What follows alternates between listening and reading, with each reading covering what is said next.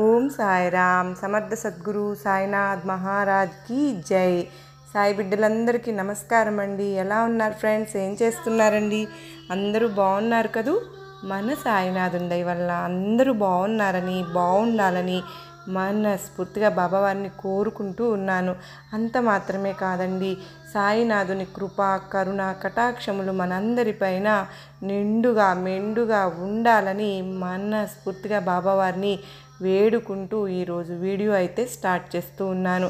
అంతకంటే ముందుగా మనలో ఎవరైనా కొత్తగా కనుక మన ఛానల్ని ఫాలో అవుతూ ఉన్నట్లయితే ప్లీజ్ సబ్స్క్రైబ్ చేసుకోండి.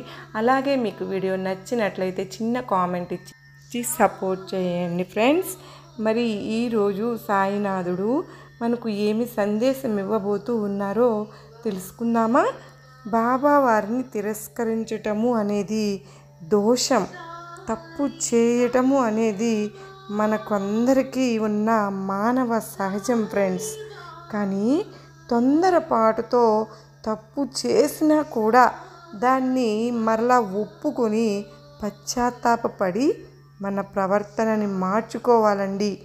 కోపము మొదలైన బలహీనతల వల్ల మనం తప్పులు చేస్తూ ఉంటాము. కానీ దైవం పట్ల ఎప్పుడైతే కనుక మనకు నమ్మకము, భక్తి కనుక ఉంటాయో నెమ్మదిగా మనల్ని మనం మార్చుకోగలగటం అనేది సాధ్యమవుతుంది. భక్తి అనేదే లేకపోతే అసలు పాపపుణ్యాల మీద నమ్మకమే ఉండదండి. సాయినాథుని దగ్గరకు వచ్చిన వారిలో చెడుని తొలగించి సాయినాథుడు వారిని మంచి దారిలో పెట్టేవారు. అలాగే నేను చేసినది ఏమీ తప్పు కాదు అని అహంకారంతో దైవం పట్ల నమ్మకం లేని వారిని కూడా మన సాయినాథుడు దయామయుడైన బాబావారు వారిని మంచి దారిలో పెట్టారండి. దైవంపై నమ్మకం లేని వ్యక్తి భార్య ఎంతో భక్తురాలు కావచ్చు, కానీ ఆమె నిష్ఠగా చేసే పూజలు భర్తకు నచ్చవు. ఆమె తన సౌకర్యాలు కూడా చూసుకోకుండా సమయమంతా బాబావారి పూజలో వృధా చేసేస్తోందని ఎప్పుడు కోపంగా అరిచేవాడు ఫ్రెండ్స్. దానివల్ల తను చాలా బాధపడేది. కానీ తనకు తెలుసు, ఆ టైం అంతా బాబావారి సంరక్షణలో ఉన్నాను, నాకు సాయినాథుడు అటువంటి అవకాశం ఇచ్చారు, దానిని నేను సద్వినియోగం చేసుకుంటున్నాను అని. కానీ అలాంటి వారిని బాబా నిజానికి అలా కోపించినప్పుడు భార్య పైన తన భర్తని శిక్షించాలి. కానీ అతని భార్య మరి భక్తురాలు కదండి. బాబా నా భర్తను క్షమించు, అతని మనసు మార్చు అని ప్రార్థిస్తుంది. తన భక్తురాలి కోరిక తీర్చడానికే బాబా వారిని నిశ్చయించుకుంటారు. కానీ ఎప్పుడు కూడా వాళ్ళని శిక్షించడానికి ఎప్పుడు మన సాయినాథుడు అటువంటి చర్య చేయరు. మానవునికి భగవంతునిపై ద్వేషానికి కారణం ఏంటండి? అజ్ఞానము, అహంకారము, మమకారము. ఈ మూడు కలిసి మనల్ని దైవం నుండి దూరం చేస్తాయి. ఒక్కొక్క సందర్భంలో ఏదో ఒక సమస్య లేదంటే ఏదో ఒక కష్టం రాగానే ఇన్నాళ్ళుగా నన్ను మించిన వారు లేరు అనుకున్న వాళ్ళు కూడా ఆ సమస్యను చూసి భయపడిపోతారు. ఇదంతా సాయినాథుని లీలే. బాబా వారిని నమ్మకుండా విమర్శించిన సపత్నేకర్ లాంటి ఎంతోమంది భక్తులు చివరకు బాబావారి చరణాల నీడలో సేద తీరడం మనం చూసాం కదా ఫ్రెండ్స్. అంత మాత్రమే కాదు ఫ్రెండ్స్, ఎప్పుడు ఫస్ట్ నుంచి కూడా అన్ని సమయాల్లోనూ అన్ని సందర్భాల్లోనూ మనకు బాబావారు తోడుగా ఉండి నిలబడి మనకు ఏది కావాలన్నా కూడా మనకు అత్యంత తొందరగా మనకి ఇచ్చిన సాయినాథుడు ఏవో కారణాల వల్ల ఓ చిన్న కోరిక కోరుకున్నది జరగకపోతే అది ఇంకా బాబావారు నాకు ఇవ్వలేదు, బాబావారు నాకు ఏమీ చేయలేదు అని అప్పటి వరకు చేసినవన్నీ మర్చిపోయి మనం అలా అనుకోవడం కరెక్ట్ అంటారా? నాకైతే బాబావారి నుంచి ఏమీ ఆశించడానికి అంటే మనం మన సాయినాథుని తప్ప ఏమీ ఎవరిని అడగలేము ఫ్రెండ్స్. కానీ బాబావారికి తెలుసు కదా మనకు ఎప్పుడు ఏది ఇవ్వాలో కూడా. సాయినాథుడు మనకు మంచే చేస్తారు, కానీ దానివల్ల మనకి ఏదైనా ముప్పు ఉంది అంటే మనము ఎంత అడిగినా కూడా సాయినాథుడు మనకు చెడు జరుగుతుంది అనుకున్న దాన్ని మనకు ఇవ్వరు ఫ్రెండ్స్. అది మనం అర్థం చేసుకోవాలి. బాబావారే ఈ సహాయం చేశారు అని తెలిసి కూడా మనలో ఇంకా అనుమానం అనేది పోదండి. అదే మనం పోగొట్టుకోవాలి. మన అపనమ్మకాన్ని పట్టించుకోకుండా నన్ను ఆదుకున్న భగవంతుణ్ణి మనస్ఫూర్తిగా నేను నమ్ముకుంటాను, నాపై ప్రగాఢ విశ్వాసము అనన్య చింతన సాయినాథునిపై ఉంచు అని నీకు కావలసిన లౌకిక పౌరలౌకిక సంపదలన్నీ ఇస్తాను అని సాయినాథుడు సాటేతో చెప్పారు కదా ఫ్రెండ్స్. సాటేను కాపాడినట్లే మనకు కూడా అనేక మార్లు కాపాడారు.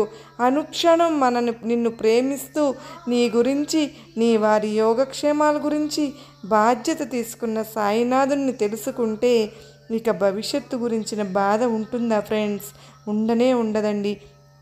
సాయినాథుడు చెయ్యి చాచి మరీ మనకు దారి చూపిస్తూ ఉన్నారు. సాయినాథునిపై నమ్మకం ఉంచి ఆ దారిలో ముందుకు సాగాలి. కానీ అడుగడుగున సాయినాథుడు అందిస్తున్న సహకారం మన నమ్మకాన్ని రెట్టింపు చేస్తూ ఉంటుంది. మన హృదయాల్ని కరిగేలా చేసి ఆనందంతో మన మనసును తేలికపరుస్తుంది ఫ్రెండ్స్. ఇవన్నీ మనం ఏదైనా చేసుకోగలుగుతున్నాము అంటే సాయినాథుని కృపే కదా ఫ్రెండ్స్. సాయినాథుడు ఏం చెప్పారు? అమ్మా నేను లేక ఆకైనా కదలదు బిడ్డ అని చెప్పారు కదా. మనకు సాయినాథుని ఆజ్ఞ లేక మన ఇంటి గడపైన మనం దాటలేం ఫ్రెండ్స్. అంతా సాయినాథుని వల్లే మనకు ఇవన్నీ జరుగుతున్నాయని మనం గుర్తించగలిగితే ఎంతో బాగుంటుంది. బిడ్డ నీ ఆవేశం వల్ల ఇప్పటి వరకు కోల్పోయిందే కానీ ఏదైనా సాధించావా అమ్మా? ప్రయత్నించి చూడు తల్లి. ఆవేశం కన్నా కూడా ఆలోచన ఎంతో గొప్పదమ్మా. నీకు మంచి రోజులు రావాలి అని అనుకుంటే కనుక చెడు రోజులతో పోరాడాలి కదా బిడ్డ. నువ్వు అర్థం చేసుకుంటావు.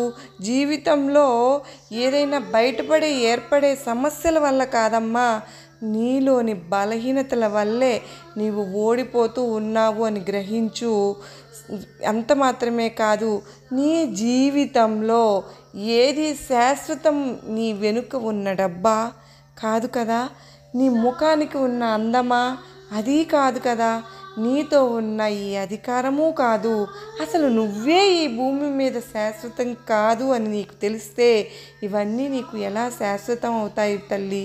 ఒంటరిగా తల్లి గర్భం నుండి వచ్చాము, ఒంటరిగానే మనమందరం భూగర్భంలోకి వెళ్ళిపోతాము కదా. నువ్వు నమ్మినా నమ్మకపోయినా కూడా ఇదే అత్యంత కఠినమైన జీవితం బిడ్డ. నువ్వు ఎవరు ఎంత హేళన చేసినా కూడా తొందరపడవద్దమ్మా.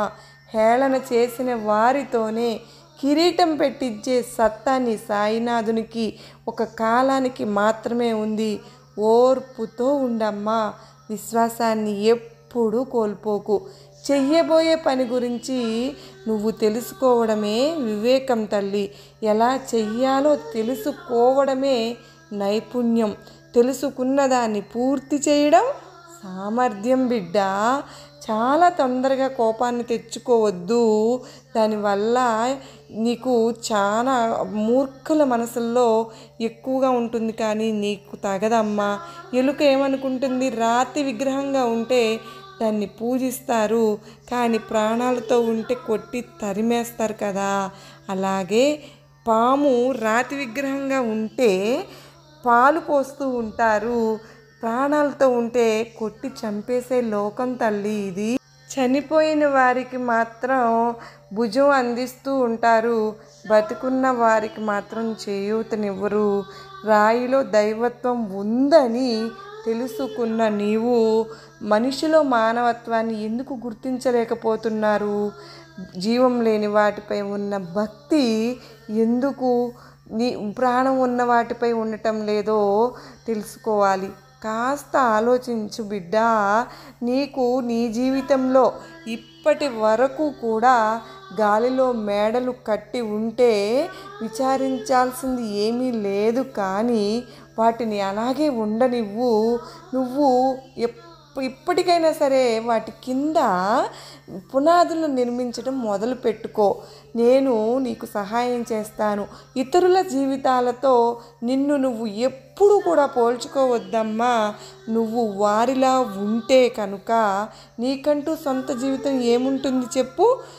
నువ్వు అర్థం చేసుకుని మాటలు ఎవరి కోసం నిన్ను మార్చుకోవాల్సిన అవసరం ఎంత మాత్రము లేదు తల్లి. కానీ నీకోసం అన్నిటినీ మార్చుకున్న మనిషిని మాత్రం జీవితంలో ఎప్పుడూ పోగొట్టుకోవద్దమ్మా. ఓదార్పు ఉచితమే కాబట్టి అందరూ ఓదార్పునిస్తూ ఉంటారు. సహాయం విలువైనది కాబట్టి దాన్ని కొందరే చేస్తారు.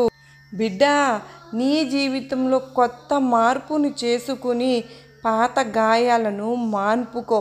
ఇక నీకు నీ సాయినాథుడు తోడుగా ఉంటాడమ్మా. ప్రేమతో నిన్ను ఎప్పుడు కూడా నీ వెన్నంటి నీడలా ఉంటూ నీకు మార్గనిర్దేశనం నేను చేస్తాను తల్లి. ప్రతి దానిలోనూ అవకాశాన్ని కల్పిస్తాను. నీవు ముందుకు సాగుతూ ఉండు. నీకు నా ఆశీర్వాదములు ఇస్తున్నాను బిడ్డ అని బాబావారు చెబుతున్నారు. ఫ్రెండ్స్, ఇది ఈరోజు వీడియో మీకు నచ్చిందని అనుకుంటున్నాను. నచ్చినట్లయితే మరికొంతమందికి షేర్ చేయండి.